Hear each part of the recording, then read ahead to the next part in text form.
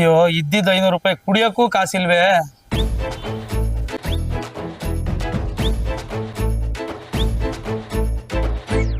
Sir 500 ರೂಪಾಯಿ ಕಾಸೇನಾದ್ರು ಸಿಗ್ತಾ sir? ಇಲ್ಲ ಸರ್. ಸಿಕ್ಕಿದ್ರೆ ಕೊಟ್ಬಿಡಿ ಸರ್, ಕುಡಿಯಕ್ ಕಾಸಿಲ್ಲ ದಯವಿಟ್ಟು ಸರ್ ಪ್ಲೀಸ್. ಕುಡಿಯೋದಕ್ಕ ಸರ್ ದುಡ್ಡು?